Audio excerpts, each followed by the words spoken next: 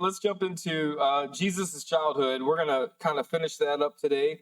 Last week we stopped with, we went through the Christmas story, obviously, and then wanted to take 2 weeks to talk about from the time of Jesus' birth till age 12, because that's all the information that we have in the Bible until he gets to age 30, something like that. So we know that when we merge Luke and Matthew together, their Christmas stories and the young life of Jesus, we know that as soon as Jesus was born, the star appeared in the sky. Wise men from the east saw the star in the sky, and they began to travel about 500 miles. So that would take them probably several months before they got there. But the star was in the sky the day that Jesus was born. So we know that on 8 days later, when Jesus was 8 days old, he was circumcised under Jewish law. After 40 days of waiting to be purified, then they finally entered into the temple in Jerusalem, which was just a few miles to the north of Bethlehem. So the first time Jesus ever went to the temple would have been on his 41st day of being alive. Mary and Joseph, they go there and they go to the entrance. They perform their purification rituals. Normally you would take a lamb and a turtle dove. They were poor, so they only had 2 turtle doves to take, the Bible tells us. They offered their sacrifices. They were cleansed. They were purified. And for the first time on day 41, they were able to go into the temple and worship.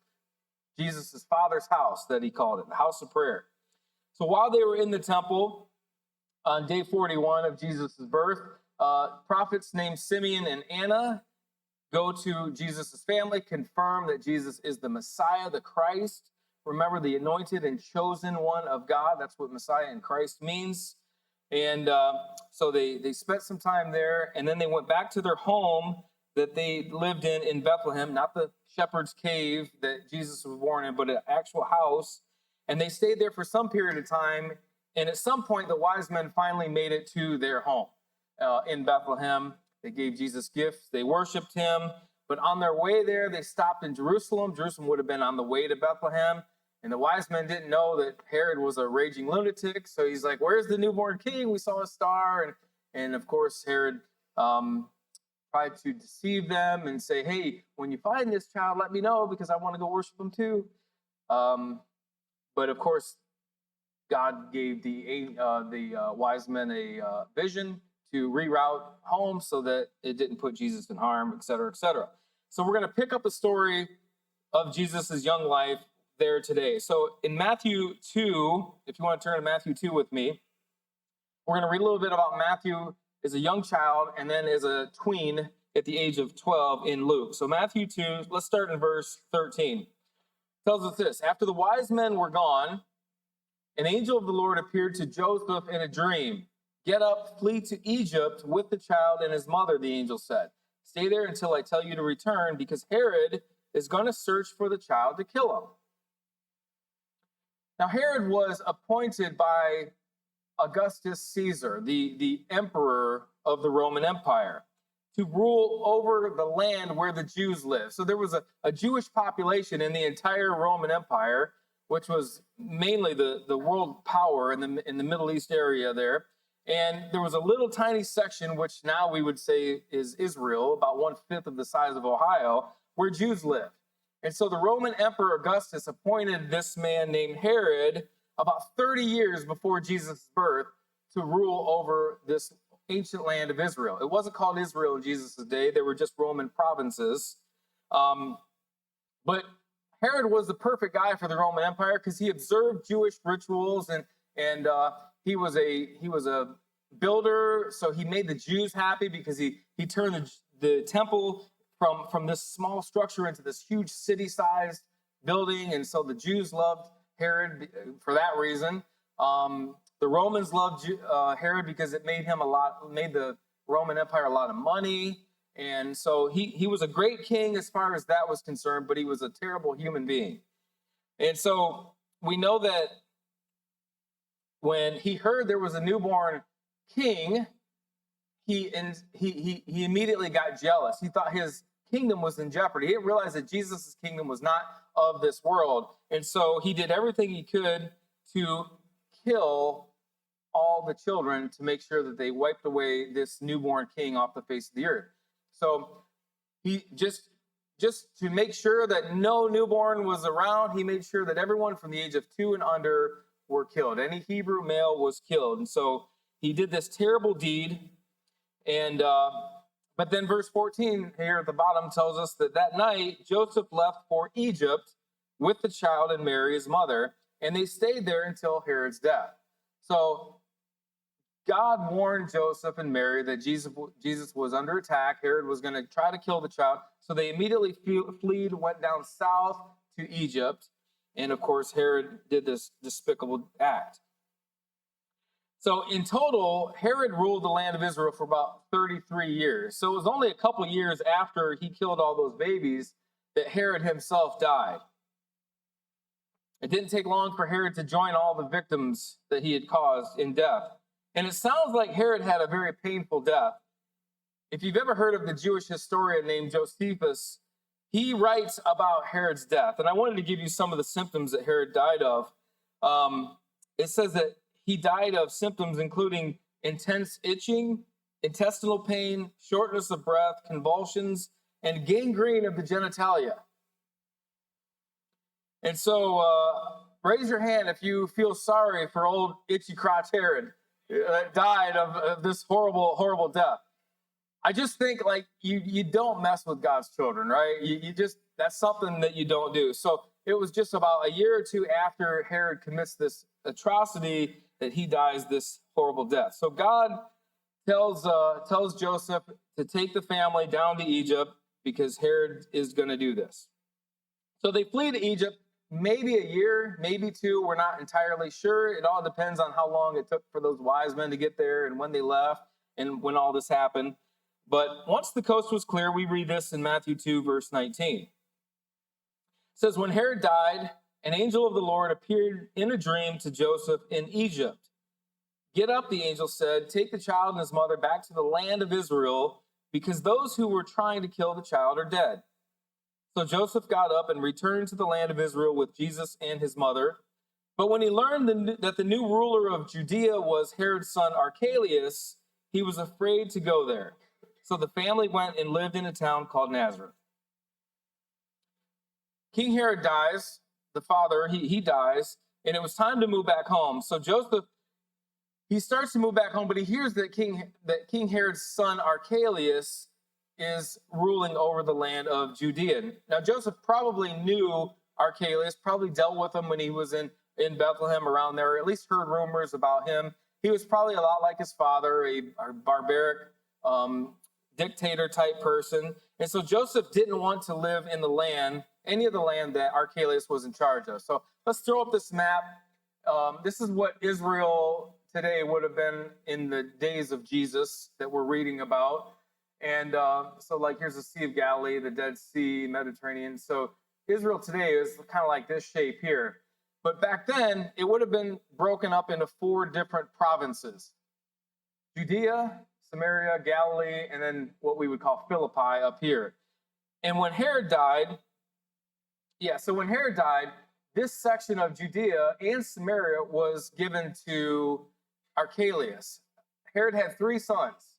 And so the land was split 4 ways, but he gave Archelaus 2 of those 4 portions of land. That's why they're called tetrarchs, because they rule over a 4th of the land. So Archelaus ruled over Samaria and Judea.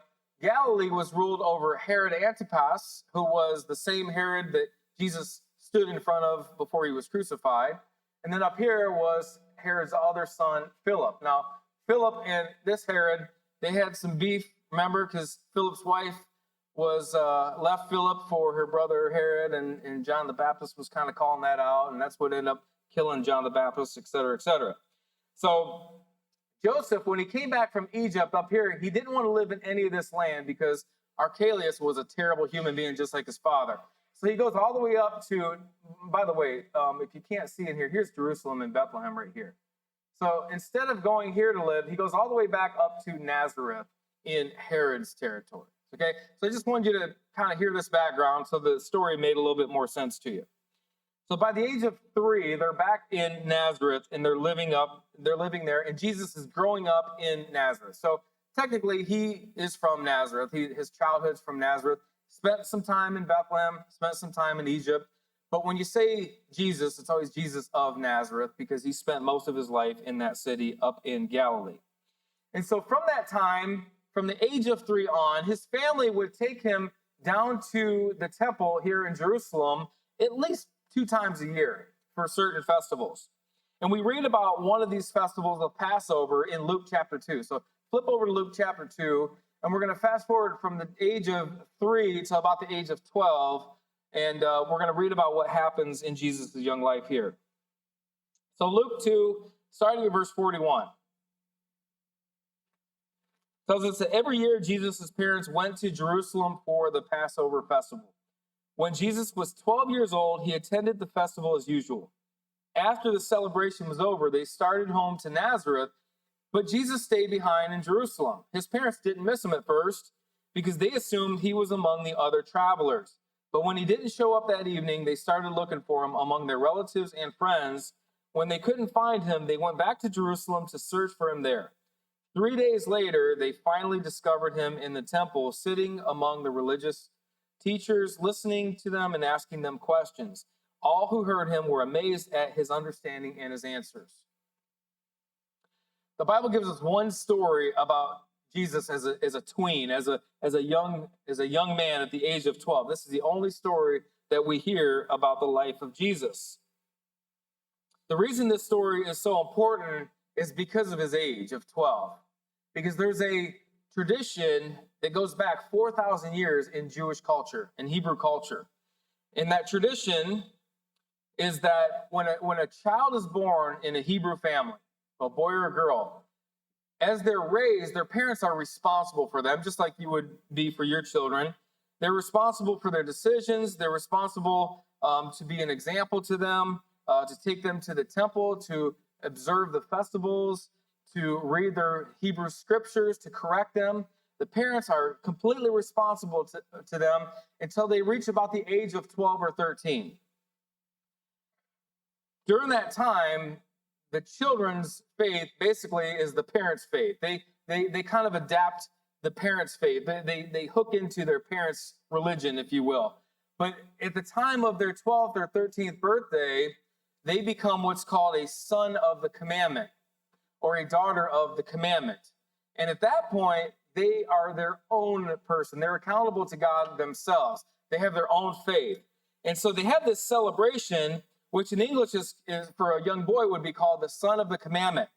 But in Aramaic, the language that Jesus spoke, son is the word bar, son of is bar, and commandment is the word mitzvah. So they have what's called a bar mitzvah. You probably heard that before. And a daughter would have what's called a bat mitzvah, a daughter of the commandment. So around the time of their 13th birthday, so if your birthday's in June or say November or something like that, but you're heading up to Jerusalem or down to Jerusalem for the Passover that's in the spring, but you're going to be 13 that year, you will go and have your bar mitzvah during the year that you're turning 13. So you might be 12, or you might be 13, depends on when your birthday falls, okay? So this was a tradition that started all the way back from Jacob's day, almost 2,000 years before Jesus. So this is something that they still do today. They've always done it. They did it in Jesus' day. So the fact that we see Jesus in the temple teaching at age 12 tells us something. It tells us that it was the year of his bar mitzvah, and he probably, while he was in there for the Passover, had his bar mitzvah celebration with a bunch of other young boys and young girls at the same time. So at the time of bar mitzvah or bat mitzvah, the children are expected to grow on their own and decided how they're going to proceed in life. The parents are no longer responsible for their faith. Now they have their own relationship with God. They're responsible for that. The parents still provide for them, still disciple them and teach them and stuff like that. But now it's like they have their own faith, a faith that is between them and God. They're no longer saved through their parents' faith, if you will. So when a Jewish boy becomes a son of the commandment, he begins to participate in temple rituals. He can go to the temple, he can ask questions, he can even teach others. In fact, Jewish leaders encourage young men to do just that. And so Jesus, even at the age of 12, was in the temple, and he was shocking religious leaders with his wisdom. He was allowed to go in there because he was he had been a bar mitzvah. He had been a son of the commandment, and so he went into the temple and he begins to teach and ask questions, and everybody was excited and really impressed with his wisdom. And the reason that this is important about the fact that he's 12 and he was at bar mitzvah age is because when you're that age, you travel differently. You travel differently. Part of being an adult, a young adult, a bar mitzvah or bat mitzvah, is that you would travel differently when you traveled the world in the Middle East. When you hear this story, the story that I just read, when you hear that Jesus at the age of 12 was left behind, did any of you moms out there think, like, how in the world can you leave your child? Like, how do you not? Maybe it's like a Home Alone story, right? Where Kevin, he's home and 3 times or 4 times. I don't know how many of those stupid movies they made, but you read that and you're like, how in the world can you lose your 12-year-old like for 3 days? It's a good question. And when you kind of study some of the ancient history of how they traveled, it makes a little bit more sense. So let's put this picture up here. And I want to take you into the mind of what it would have been like to live 2,000 years ago when you're in Nazareth and you have to travel to Jerusalem 2 or 3 times a year. In Nazareth, in that village, in all of the surrounding Galilean villages and cities, people would come together and they would travel in a caravan like this. They would get in a huge group and they'd say, hey, Saturday is the Passover. So let's start leaving this Sunday. We're going to start traveling down there, make sure we get there in time. Let's all get together. And so they would travel in groups of hundreds, maybe. The reason they traveled in big groups like this is so that they weren't attacked. There were a lot of raiders, a lot of thieves that would hide in the caves and in places. And if you were just 2 people, it would be easy for a group of 7, 8, 10 people to come and rob you. So they traveled in big groups. They would take most of their belongings with them. They didn't have a lot of things, but if you were from Nazareth and you were leaving for a while, you wouldn't leave all your stuff in Nazareth because pretty much there was nobody left in the village to look after it. So thieves could come and take your stuff.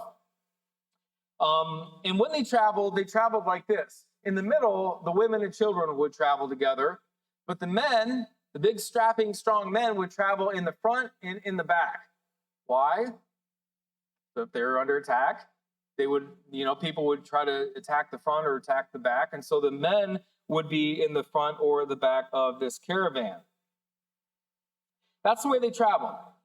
And the reason they didn't know that they had left Jesus behind is because when a child becomes a bar mitzvah, when he becomes a son of or a daughter of the commandment, a son of the commandment, you're kind of in between that age, where you would either be traveling in the middle with the women, or you would be with the men traveling in the beginning or the end. That's the way that the culture was. That's the way that they traveled in these caravans. So it makes a lot of sense that as they regrouped and as they started to travel, Mary, who would have been in the middle with the women and children, would have thought that Jesus, now that he's of age of bar mitzvah, was with his dad in the front. And Dad, who was in the front, would have thought that Jesus was probably with the rest of the children and with Mary in the middle. So they didn't think much of it. And it wasn't like Jesus was an irresponsible kid. They obviously had a lot of faith and trust in him. So they just took off and they started traveling. Let's look at the map here. This kind of shows us Nazareth all the way up here. Because of the way that the mountains and stuff are in Israel, you can't just go straight from here to here. They would have to go to the east, down the Jordan River bank, and then back to the west. So this would take at least 3-4 days. This was a long travel, especially when you have that many people. And so they were in Jerusalem. They had the bar mitzvah. They celebrated Passover. And then they traveled back home. And it says that Jesus was missing for 3 days. So they probably got all the way to Jericho, which is a full day of travel. Some of us earlier in 2023, we traveled from Jericho to Jerusalem on a bus, and it took a little while. Imagine doing that on foot, no roads, winding in and out of mountains, etc. So at least a full day, they left the temple and they went to Jericho. On their way back home, Mary and Joseph realized our son's not here. It was like, Jesus. So they're looking, they're going, they're asking all the neighbors, they're asking all their friends, because they probably traveled with all their neighbors and distant relatives and stuff. They realize Jesus isn't there.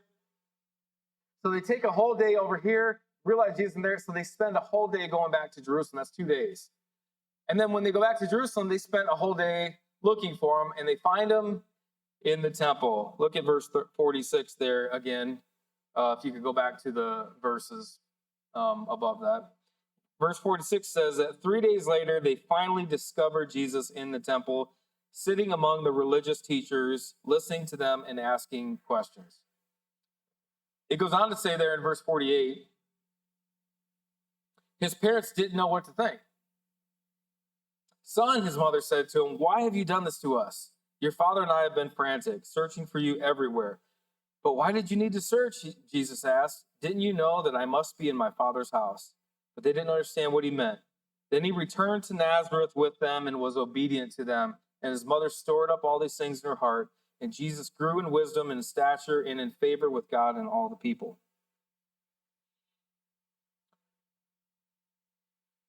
Jesus was raised. Now, I know Jesus was God. And I know Jesus had the fullness of the Trinity within him. And he had access to anything he wanted. He was the Word of God made flesh. We understand all that.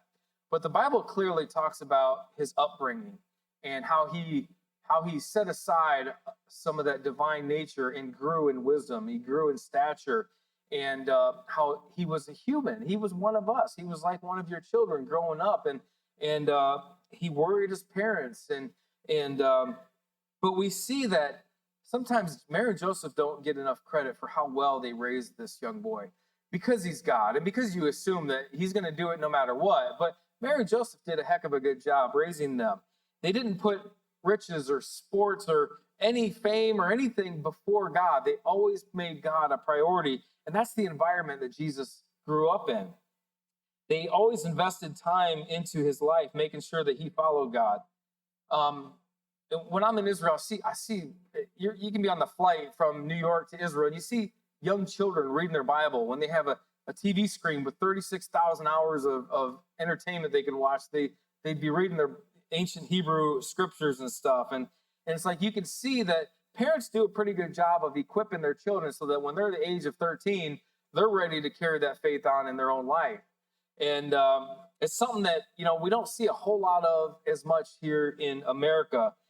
And it's kind of interesting when you go outside of America and you see kind of the way faith is, and then you come back here and sometimes adults can't go 40 minutes without passing out in church and falling asleep, or sometimes kids, they have to be bribed with some type of sweets or something in order to go to Sunday school, or it has to be so fun, or they don't want to go there. But I say that because parents, it's kind of our fault, not just parents, but people who have any influence over children, grandchildren, nieces, nephews, to kind of raise them to be a son of the commandment, a daughter of the commandment. It's such an important role in our life, is to get away from the worldly things and just make God a priority in their life as much as you can. So we learned a lot of lessons from the young life of Jesus. Just 3 ones real quick. What we learned is to protect your children. Joseph heard from God. He knew that there was danger, and so he picked up his family and he traveled to Egypt. Didn't care where he was going to stay, didn't care how inconvenient it was, didn't have much money, we know that already, but he cared about the protection of his family, so he picked up and he left there. And one thing we need to do, especially as you men, we need to protect our family and our children, not just from people that would want to harm them, but from what they listen to, what they watch, who they hang out with, and things like that. There's ways that we have to protect our family. That's a lesson we learned there. Another lesson is that we need to be like the 12-year-old Jesus was in the temple. That's the way that we need to come into sanctuary worship ourselves. We need to be reverent before the God, take church attendance seriously, hold ourselves accountable for God, make worship like something that's actually from our heart, not just a song or words that we sing, but actually words that come from our heart to God. Pay attention, stay engaged, force yourself to actually learn and grow so that we can be more like Christ. That's something we learned from 12-year-old Jesus. And then finally, we need to raise up the next generation of students like Joseph and Mary did. Encourage them to know more about God. Talk to them, have conversations with them, read with them. Hey, what are you learning? Let's read this chapter together. Tell me what God shared with you about that. And if you don't do it, chances are there's probably no one else that will. So there's a lot of things that we learn from the young life of Jesus. There's a reason that Luke included all of that information in Matthew so that we could learn a little bit about that. So we're going to kind of close with that as the worship team comes up. I want to invite you guys, like next week, I've been studying and diving into a series on Adam and Eve about how God created people to have a relationship with each other and how we are to have a relationship with him. It should be really, really interesting. So looking forward to that. But as we close today, let's just go to Proverbs 22:6, a verse that you've all heard. And it kind of sums up what Mary and Joseph did for Jesus. It says, train up a child in the way he should go, and when he is old, he will not depart from it. When your child gets older and gets out of the house, whatever they do, you want to say that I've done everything I could. I've discipled them. I've talked to them about God. I've taken them to church. I've raised them to love and fear God. And now they're a son or a daughter of the commandment. You know, they're on their own. Their faith is their own. I can't save them, but I hope that I did enough to instill whatever I could in them so that they will seek God and love God themselves. And the promise here is that if we do our part as parents, God will definitely respond and make sure our children are safe.